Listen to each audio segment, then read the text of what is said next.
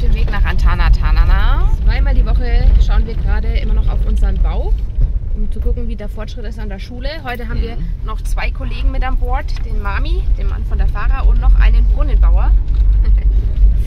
Und ja, schauen wir mal, was da los ist, wenn wir ankommen.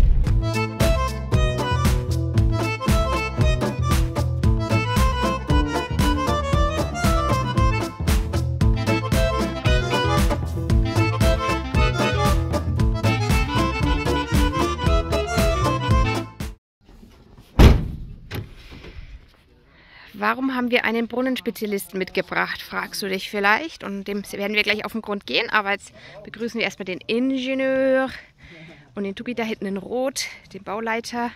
Und begutachten einmal, wie weit es hier an der Baustelle schon gekommen ist.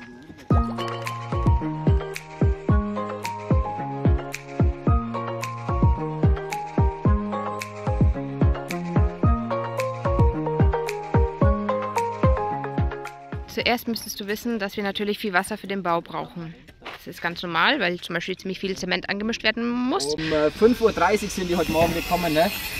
Wer ist gekommen? Die Eltern von der Schule, weil wir auch da ein bisschen zusammenarbeiten und gesagt haben, wir haben nicht genügend Wasser, könnt ihr uns helfen? Und dann haben die Eltern der Schüler und Schülerinnen Wasser in so gelben Kanistern gebracht und füllen hier uns jeden Tag um 5:30 Uhr die Bottiche auf. Genau, diese 2 und da hinten ist auch noch ein 500 Liter Bottich in Blau. Genau, und reicht das Wasser, Schatz? Vielleicht wunderst du dich, warum wir ein Wassermangelproblem haben, obwohl wir ja eigentlich sogar hier einen Brunnen haben an der Schule. Was ist das Problem, Schatz, jetzt? Wir haben doch hier den schönen Brunnen, ja, und aber kein Wasser. Haben wir auch gesagt, da ist ja ein Brunnen, also müssen wir ja Wasser haben. Und der Tuki meinte, ja, das wird reichen. Und ich habe schon vermutet, okay, wir brauchen viel Wasser und die paar Liter, die man da rausschöpft, die werden nicht reichen. Und die Vermutung hat sich jetzt bestätigt, also nach jetzt 2 Wochen Bau merken wir, das Wasser reicht auf keinen Fall.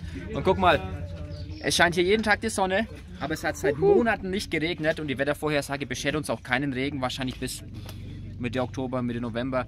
Irgendwann da beginnt dann so langsam die Regenzeit, so langsam. Ja, und deswegen müssen wir jetzt überlegen, was wir machen können.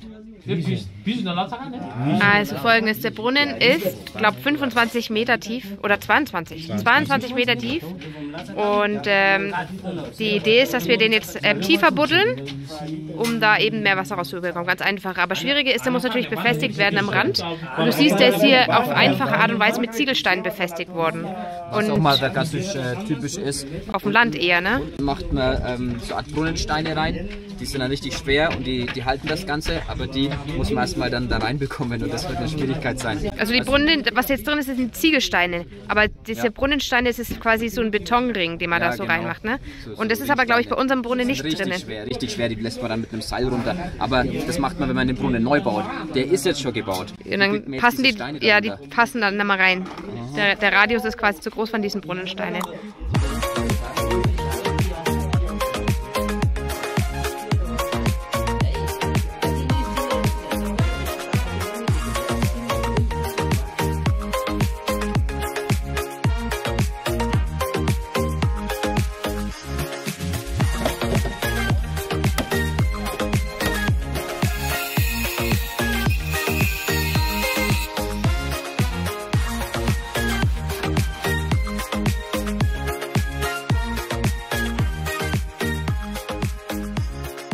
Ich erzähle dir mal ein paar Dinge hier vom Bau vor Ort in Madagaskar, Sachen, die mir aufgefallen sind, die man vielleicht so in Deutschland nicht erlebt.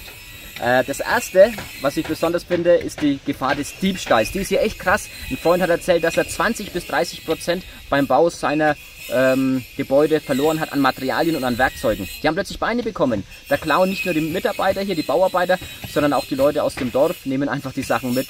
Die sprechen sich zum Teil sogar ab. Wir haben da ein bisschen vorgesorgt. Hier die Leute, die wir angestellt haben, die kommen aus Antananarivo und nicht aus Antanatanana. Also müssen die sich erstmal gut verabreden, wenn die was klauen würden. Aber zudem haben wir den Davida, der jeden Tag die Kontrolle über das Materiallager hat. Alle Eingänge, alle Ausgänge werden notiert und auch dann gemessen, ob das dem Baufortschritt, den wir hier hinten haben, auch entspricht. Nicht, dass viele Materialien rausgehen, aber letztendlich passiert ja gar nichts im Bau. Und Nachtwächter haben wir auch noch, ja, der dann in der Nacht aufpasst. Also alles Mögliche an Sicherheitsmaßnahmen, was geht, haben wir gemacht. Von Anfang an war es uns schon wichtig, dass das ganze Projekt hier auch ein Gemeinschaftsprojekt wird, dass auch die Eltern der Schüler mithelfen.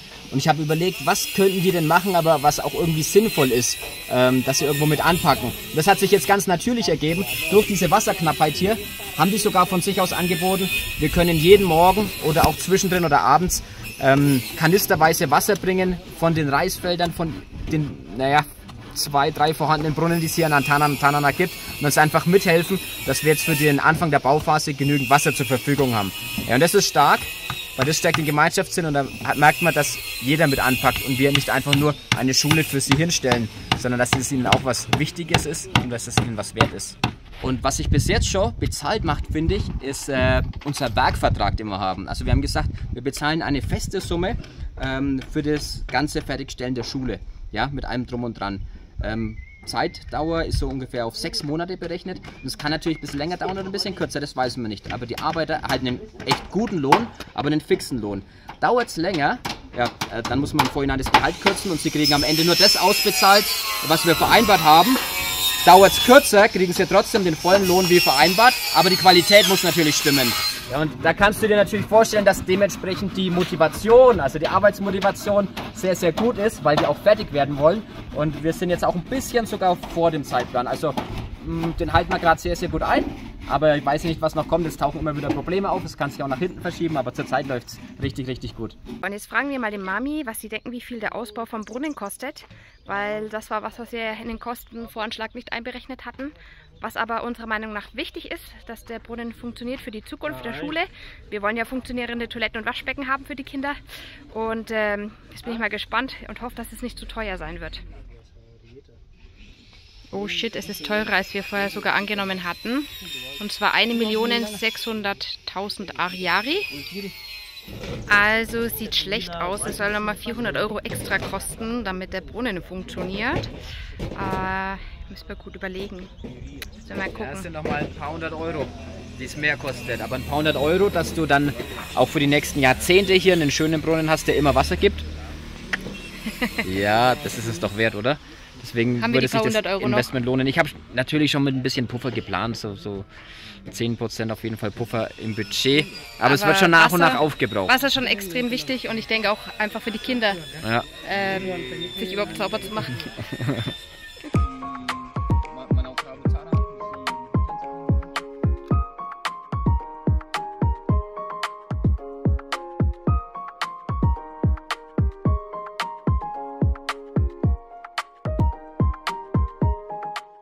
Es ist jetzt gerade mitten in der Nacht, genau genommen 10 vor 12 und wir können schlecht schlafen, denn jetzt haben wir gerade eine kleine Ausnahmesituation hier in der Hauptstadt in Madagaskar. Es hat angefangen heute Mittag mit Protesten in der Stadt und da war eigentlich noch alles ganz ruhig. Ich war mit der Jamila sogar in der Stadt drin, weil wir mussten zum Röntgen für ihre Zähne, weil sie kriegt eine Zahnspange und da war wirklich noch nicht wirklich viel zu sehen. Aber jetzt zum Abend hin hat sich die Lage extrem zugespitzt. Wir sind gerade nochmal aufgeschreckt, weil es eine kleine Explosion anscheinend draußen gab. Und jetzt versuchen wir aber weiter zu schlafen und berichten dann morgen mehr, wenn wir mehr wissen. Das ist der nächste Morgen. Wir schauen mal aus dem Fenster. So wie üblich in Madagaskar scheint die Sonne wieder. Aber die Lage hat sich nicht entschärft. Nela telefoniert gerade mit der Kindergartenleitung, mit der Sissi. Hast du mit der Sissi telefoniert, oder? Auch und gerade noch mit der Nihatza, mit der anderen Mitarbeiterin. Und der Kindergarten, der wird heute dicht gemacht. Alle Schulen sind heute geschlossen und wir als Kindergarten orientieren uns dann immer an die Richtlinien von der Regierung. Und das Doofe ist natürlich, die haben oft kein Handy, die Eltern. Das heißt, die kommen dann oder kommen nicht. Und deswegen müssen die jetzt quasi wahrscheinlich Eltern wieder heimschicken mit den Kindern.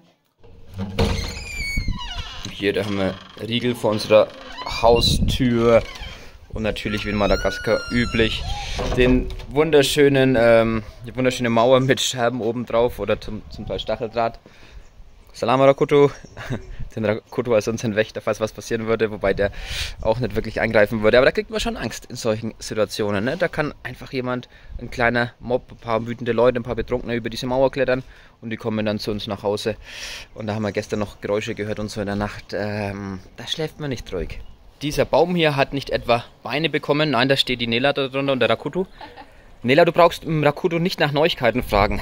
Er hat nicht viel mitbekommen. Nee, er hat fast gar nichts mitbekommen, weil er erzählt hat, in den öffentlichen Medien war gar nichts zu hören. Warum ist das nur so? Ich glaube, das ist geblockt. Die Regierung hat kein Interesse daran, dass viele Nachrichten weitergereicht werden. Aber komm, wir erzählen mal überhaupt, was passiert ist.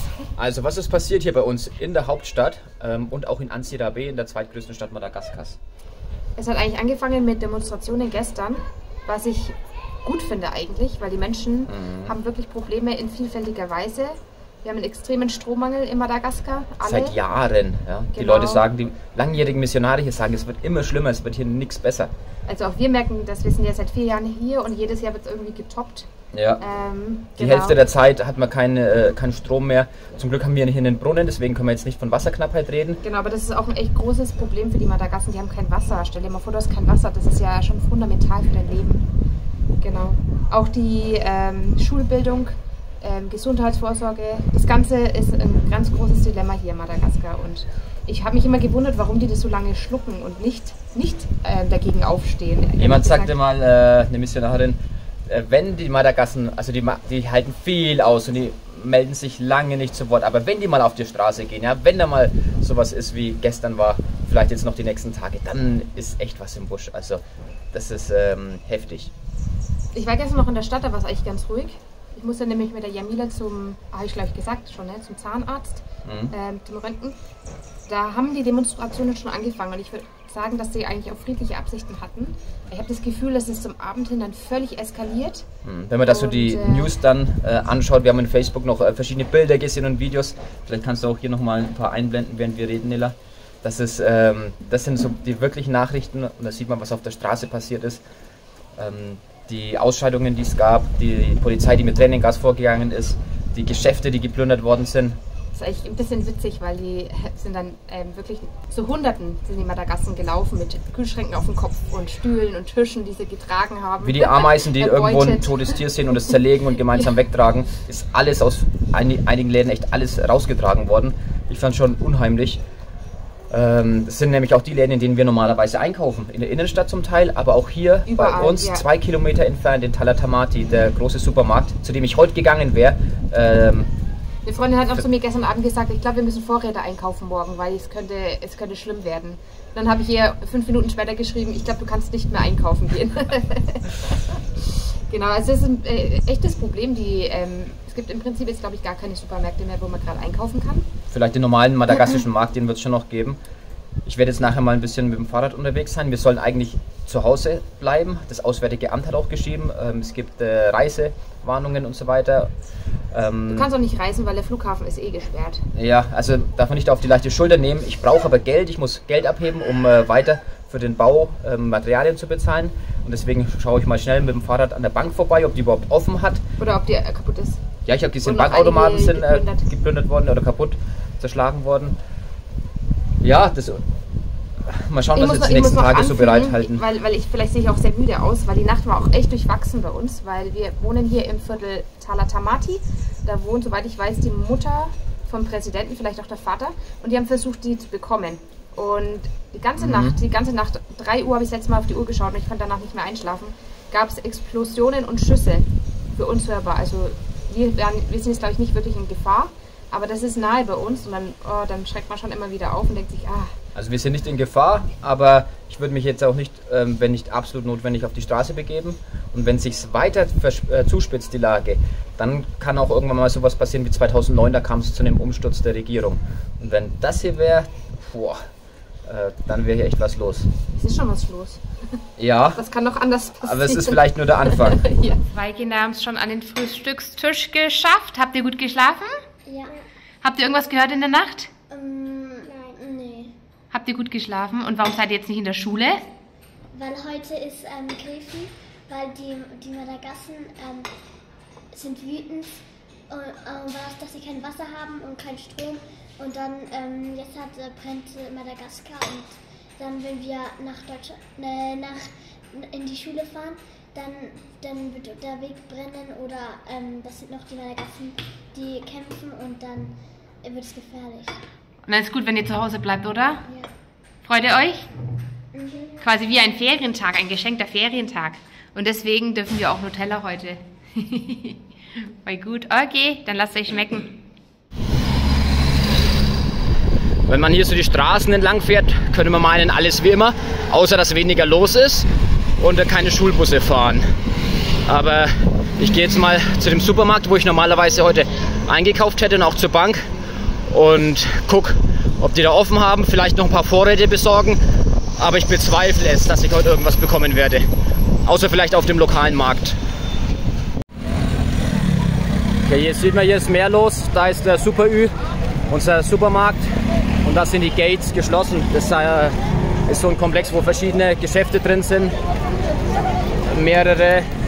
Da kaufen wir öfter einmal die Woche normalerweise. Also da kann man heute vergessen hinzugehen.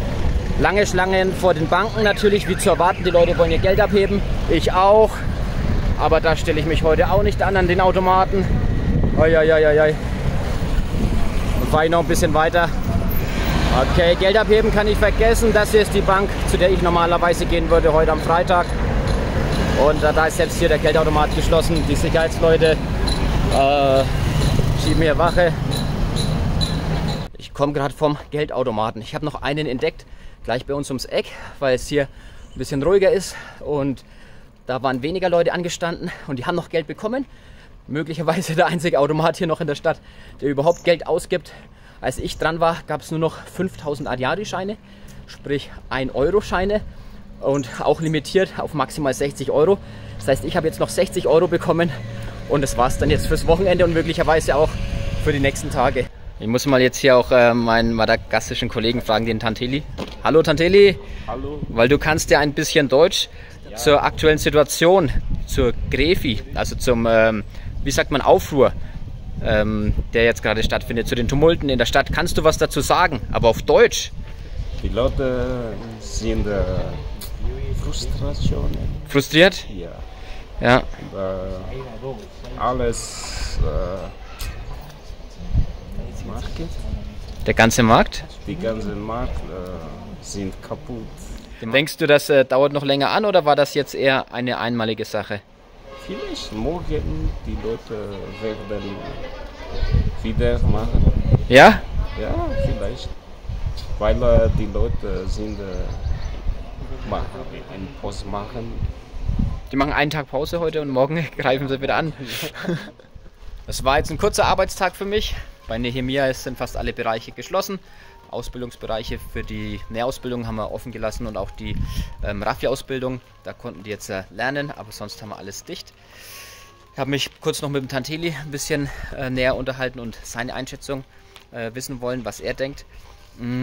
Er meint, dass gestern ist ja viel passiert. Heute, Freitag, ist so eher der Tag, wo die Leute die Wunden lecken. Aber morgen ist Samstag und da haben viele Leute frei und das Problem ist ja nicht gelöst. Er sagt, es ist auch ein politisches Problem. Die Polizei ist wohl nicht großartig eingeschritten oder auch da gibt es beim Militär und bei der Polizei Uneinigkeiten, Streit mit dem Präsidenten. Vielleicht will die Person, die hinter den Kulissen die Strippen so zieht, jemanden anderen als Präsidenten einsetzen. Man weiß es nicht genau, aber man kann sich noch auf einiges gefasst machen. Deswegen wird morgen, Samstag, ein entscheidender Tag sein.